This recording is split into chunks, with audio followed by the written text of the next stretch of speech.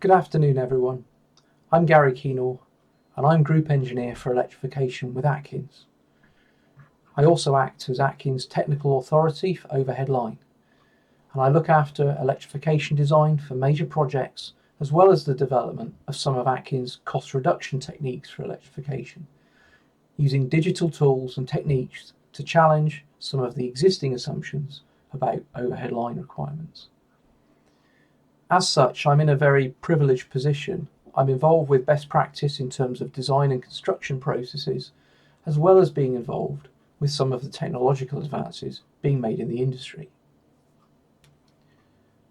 I'm very pleased to have been asked to talk today about the role of electrification in the decarbonisation of UK rail. I'm also very pleased to be alongside Joe, Jay and Lorna, who have set out the potential of batteries and hydrogen. Too often these technologies are set up in opposition to electrification and framed as part of an either-or question. This ignores the inconvenient truth that all these technologies are needed.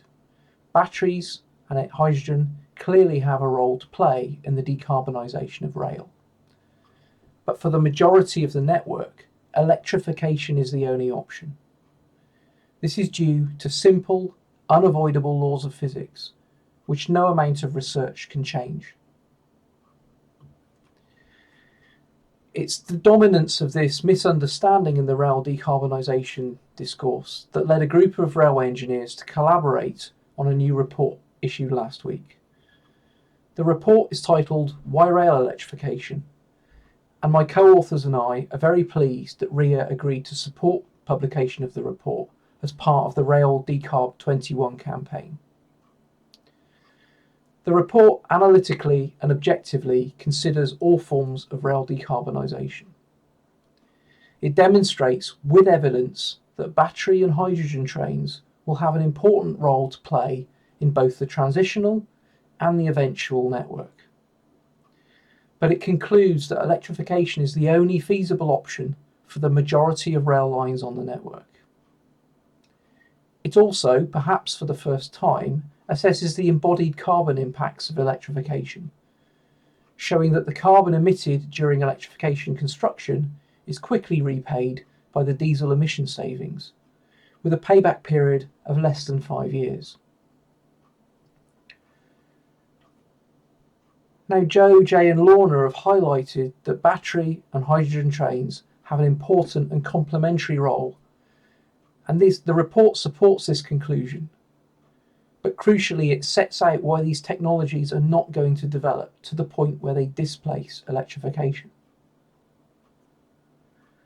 The report is positive about the role that batteries can play in decarbonisation, but shows that battery trains currently require 21 times the storage volume of a diesel tank.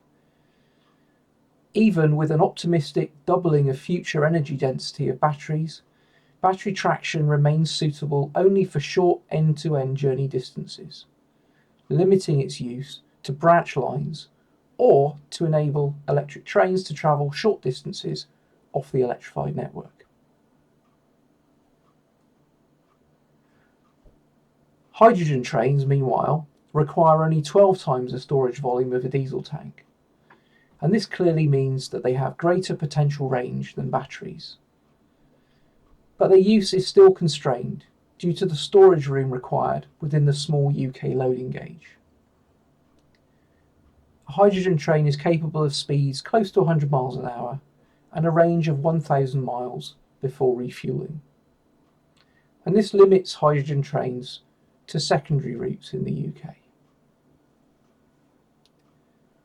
However, hydrogen is a vector, not a fuel. It must be synthesised, and the process used determines the carbon footprint of the train using it. The process is energy intensive, meaning hydrogen trains are only 35% efficient at using electricity. Hydrogen therefore needs to be generated using renewable energy if it is to be considered green. The majority of current hydrogen production uses a wasteful process, meaning the resulting brown hydrogen is no more carbon friendly than diesel. If hydrogen trains are to make a meaningful contribution to decarbonising rail, They must be considered as one element of a green hydrogen production and consumption facility, with the associated infrastructure that goes with that. But for the majority of our railway routes, including freight, long distance, high speed, suburban and metro operations, the only possible decarbonisation route is electrification. Network Rail's Traction Decarbonisation Network Strategy, published last year, concluded that railway decarbonisation requires a large-scale programme of electrification, taking us to 86% of the network, with hydrogen and batteries making up the balance. But it concluded that more battery and hydrogen trains will be required to help us transition, as much of the current diesel fleet will be life expired before then. The TDNS also concluded that electrification has a good business case. Our report supports this important finding and shows that electric railways are significantly cheaper to run, with lifetime savings of £2 to £3 million per vehicle. So they pay for themselves in the medium term. Diesel locomotives are limited by the amount of power they can carry, whereas electric trains are limited only by the amount of power that the overhead line can deliver. Their high acceleration rates result in lower journey times and allow more stops to serve the market better. Freight also benefits from going electric, thanks to longer trains requiring fewer paths. Better acceleration and higher speeds improves freight integration with passenger services. Now, the desire to ignore these truths is understandable. Electrification requires a long-term plan and significant capital investment. During Control Period 5, we went from doing no electrification to delivering a large amount very quickly, and that led to significant cost overruns on some projects. Industry has learned from that, and recent schemes have been delivered on time and on budget. Electrification is efficient when it's delivered at a consistent rate using production line methods by a skilled and experienced workforce. We have that workforce now, but we need a rolling programme to avoid another cycle of boom and bust. And ultimately, we will not decarbonise, and our railways will be more expensive to run if we do not electrify. This new report provides further evidence for the view that rail decarbonisation will simply not happen without electrification. If you haven't read it yet, I would urge you to do so and to share it with colleagues and decision makers. There is good reason to start electrification now. 1 tonne of carbon saved in 2021 is 29 tonnes saved by 2050.